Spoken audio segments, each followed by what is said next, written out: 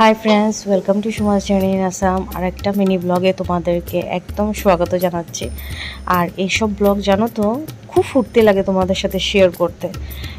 মানে আজকে হলো 1 তারিখ, আর পড়ে গেছে হলো আমার সামার ভ্যাকেশন। মা প্রতি বছরে দেয় বিপদনাশিনী, বাট আমি মোরালেস থাকতে পারি না, স্কুল থাকে কোনো না কোনো কারণে। বাট যাই না, মারও ব্লেসিংস আছিল নাকি, খুব মন ছিল যে মাকে খুব সুন্দর করে পুজো দেবো করে।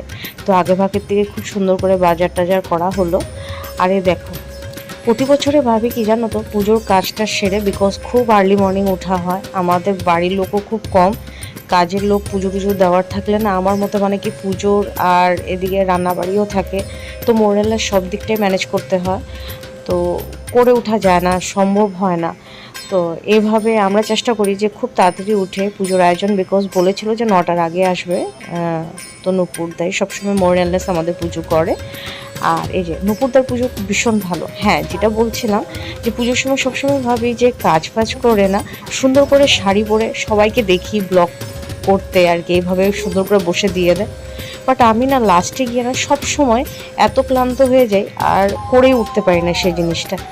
বাট অবভিয়াসলি চেষ্টা করি, আগে পরে হতে পারে তোমরা দেখতে পারো, বাট আজকে আর হয়ে ওঠে নেই ফ্রেন্ডস। মানে প্রচণ্ড টায়ার্ড লাগছিল, বিকজ অনবরত বাজার করা হচ্ছিলো আর ননস্টপেই তো পরীক্ষা ছিল।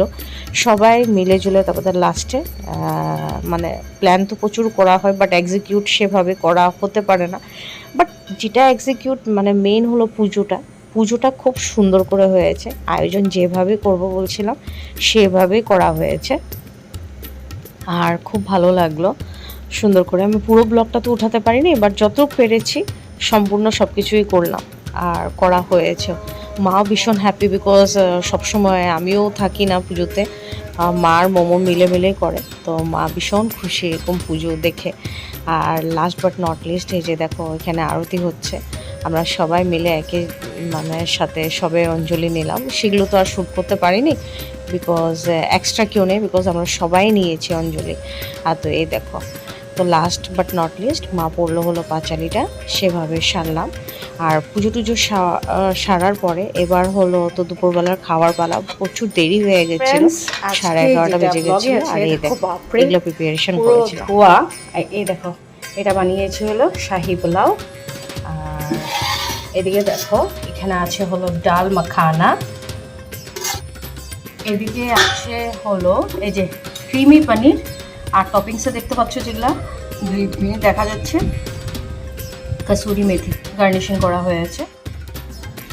এখানে আছে হলো পটল ভাজা, আর এখানে রাখলাম হলো এই দেখো পাঁপড় ভাজা।